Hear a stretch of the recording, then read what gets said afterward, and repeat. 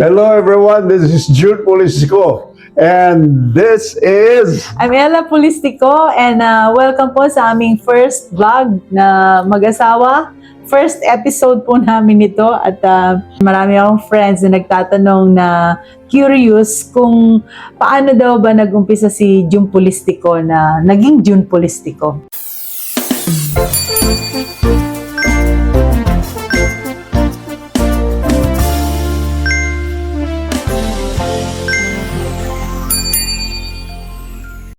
So, kaya... Mababang istorya yun. I'm sure. Kaya para sa kanila, paano ka nga bang nag-umpisa sa karir mo? Saan ko ba umpisan?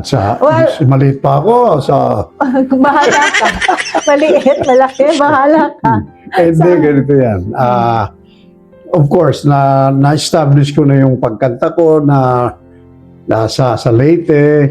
Taga-Leyte po ako, okay? Taga-Leyte.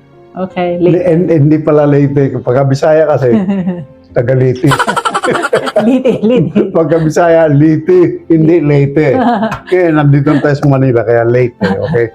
Sa Leyte ako, bye-bye Leyte. Pero nag-aral ako sa Ormoc. Doon ako nagsimulang kumanta.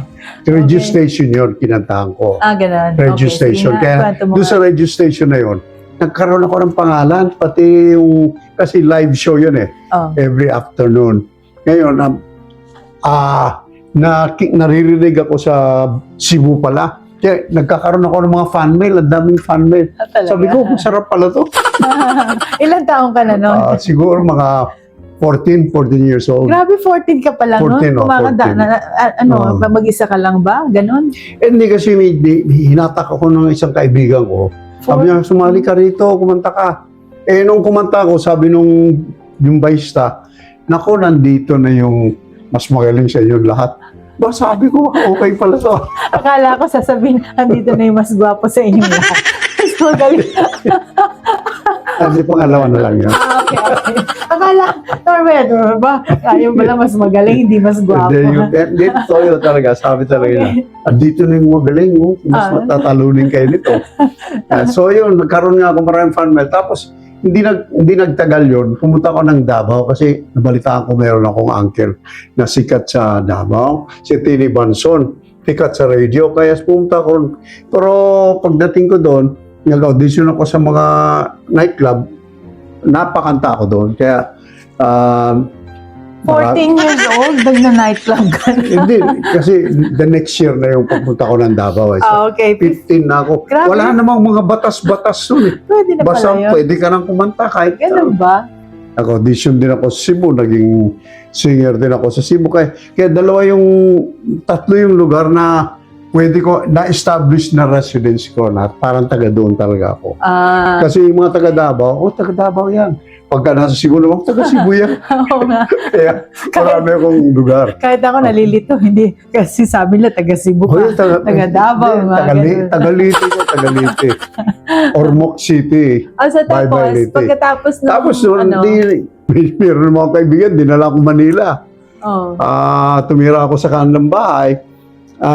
Pero yung tinirahan ko doon, siya yung director ng ABS-CBN. Sinama niya ako sa isang noontime show. Sinama niya ako. Wala akong bisan. Hiniram ko yung isa doon sa mga kasamahan namin sa bahay. Nanghiram ako nung shirt, yung mga usong shirt noon, yung Nick-Nick. Tapos yung... Ano ba yung Nick-Nick? Uso yung Nick-Nick okay. Sige. Google ko na lang. Hindi ko alam. Tanong mo yung mga buhay na yung 1971. Okay. 72. Tapos yung mga Roland shirts. Tapos yung sikat yun. Mga bang jeans. Yun, sikat yun. Bang jeans. Bang jeans. Bang ang pangalan. Bang. Sikat yun. Bang. Yun ba yung bell-bottom sa baba na jeans? Bell-bottom pa kami nung araw eh. So anyway, yung bell-bottom namin, pag may nadaan ng kandila pa. Teka muna, huwag ka muna dyan sa bell-bottom na yan. Tuloy mo muna. So, pagpunta mo ng, saan yun? Saan ka pumunta sa studio? Cebu. Tapos dinala ko sa Manila nga. Nasa Manila nasa na tayo. TV station na ako. Ano yun? May nag-invite sa'yo doon para mag-audition or para manood lang? Ano ba yun? Tumira ako doon sa bahay niya. Ngayon, si Marshall Sanson, director siya ng Tour de Luna. Flor de Luna.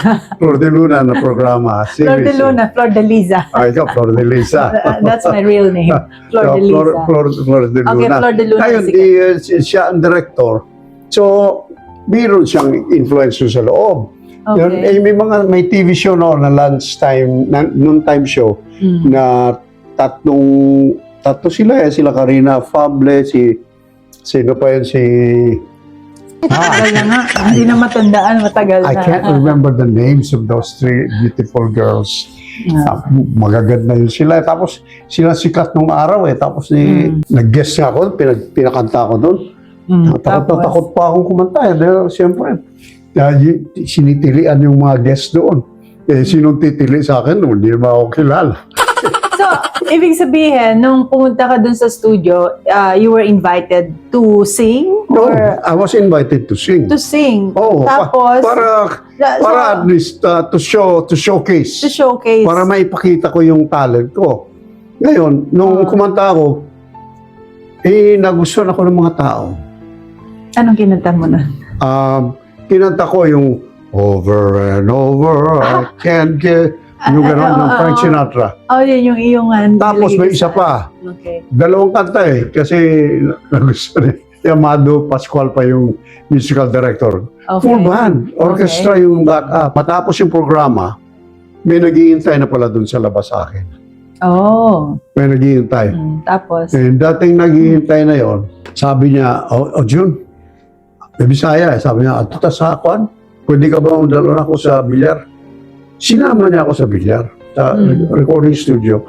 Sabi ko, anong gawin natin doon? Sabi niya, mag-audition, pa-auditionin kita. Tapos, sige, sama ko. Punta kami doon sa bilyar.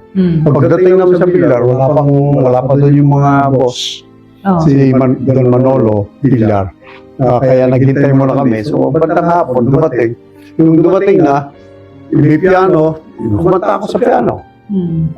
Marunong ako ng konti. So, may kanta akong alam na, yung, hindi ko na alam yung melody nung kinanta ko Pero alam ko yung kanta, Jennifer, tsaka yung Joanna. Puro pangalan ng babae. Kinanta ko. Ba't gusto ng boss? Tapos sabi niya sa akin, Talaga. balik ka bukas. Tapos Tapos nung balik ko kinabukasan, yun, sabi niya, pirma ka na ng kontrata. ganun lang kabilis? Ganun kabilis. So, naging recording artist ka Naging naman. recording artist ako sa Talaga? Villa Records. So, That was 1972. tapos, paano naman yung Mahiwaga? So matagal pa yun. Yung Mahiwaga, kasi yung Mahiwaga, naging big song talaga yun. Alam ko, dahil kinanta raw. Kasi wala na ako nun dito Nirecord ko yun, bakasyon lang dito sa Pilipinas. Kasi nasa Society of Seven na ako. Okay. Bago tayo pumunta sa Society of Seven, of course, nung naging recording artist ka na, tapos, did you sing at, yung sa Trila in Manila? Kaya bago lang yung Trila in Manila ni Manny Pacquiao. Yeah. So, I was invited to sing doon sa pre-fight dinner. Doon sa yung tabi ng airport, yung sarado na ngayon. Yung ginanap yung pre-fight dinner na supposedly darating yung dalawang fighter, Don King. Si Don King nandun, tsaka yung mga guests ni Don King nandun lahat, mga Amerikano. Halo-halo yung mga guests nila. Tapos nandun din dapat darating si Muhammad Ali tsaka si George Frazier, pero hindi sila nakarating. So, sa pre-dinner ka kumanta? Sa pre-dinner fight. Tapos guest kasi, ako doon. Excuse me, kasi merong show si Miss Chris Aquino na meron silang doon, napanood ko yun na parang they have to guess kung sino yung singer. Who wants to be a millionaire? Ha? Who wants to be a millionaire? I think so. I forgot the Ngayon, may question doon, pero hindi nahulaan na kung sino daw yung singer na kumanta sa Trila in Manila. So, tapos, sabi June Polistico. I don't know kung nasa archive yan kasi pag tiningnan mo Hindi, sa... So what happened? ang narinig ko doon sa kwento na yan, ano yan yung jackpot question, 2 million pesos ang premyo. At ang tanong, sino yung lalaking kumanta sa national anthem sa fight ni Muhammad Ali at saka ni Joe Frazier sa Thrilla in Manila? Okay. Hindi nasagot. Ang sagot nung binigyan pa ng clue. Nasa Las Vegas. Nasa Las Vegas. Kasi during that time. Nasa Las Vegas din tayo nung time na yun. Yeah. Tapos ang sabi nung contestant, Juvenus Maturan. Nandito ako. Hindi si Juvenus Maturan. Pero you know what? Actually, hindi naman ako kumanta doon sa fight eh. Talaga? Hindi ako nakarating. Pero alam ko, ang nakalagay sa record, ako daw. Okay. Kasi siyempre, recorded din kung sino yung mga guest ng araw na yun. Yeah. Pero hindi ako nakakanta doon eh. Kasi So, nangyari? nung gabi yun, lasing ako eh. Hindi ako nagising. Kasi umagang fight. Umaga ang fight. Oh, yeah. 9 o'clock. Kasi Of course, pag 9 o'clock dito, 9 o'clock din sa New York. Yeah. So, Tama. prime time yan sa television ng New So, York. lasing ka, hindi ka nagising. Hindi ako nagising. Kaya, Yan, yun. no? Thrilla in Kasi yun Manila. ang ano namin. That was a big opportunity for you to big sing. opportunity. Diba? Ako, bakit? Yeah. Pero before that, nakakanta na ako sa pre-dinner fight. Okay. Pre-fight dinner pala, pre-fight dinner. Na nandun yung mga guests nila, may mga performers pa na galing ng Las Vegas, na dala ni Don King lahat eh. Okay. Kalimutan ko yung mga pangalan, pero mayroong isang tao doon na assistant ni Don King, si Larry Price. Pinatutukan ako, sabi ni Don King, don't let that young man leave the room tonight. I want to talk to him. Kasi ang kinanta ko doon sa pre-dinner fight, yung You are the sunshine of my life. Sinatra. Yan, Sinatra. So nagulat si Don King, may Pilipino. Sinatra. Tunog Sinatra. Tapos isa pa kinanta ko, If we only have love. Johnny Mathis naman. Nagulat naman siya. Sabi niya, Wow. kaya sabi niya, I want that man. I want that guy. I want to take him to the stage. Eh, kinabahan ako. Dahil sabi ko, stage, di ako marunong mag-English. Natakot. Parang wala sa... Anong gagawin ko sa Amerika? Di ako marunong mag-English. Paano ako mag-show doon? Dito nga lang. Sa Pilipinas nga lang. Hirap na hirap ako mag-show. Pagka maraming tao sa Reynos, ang daming tao. Naan ako, nag-iisip ako eh. Pero...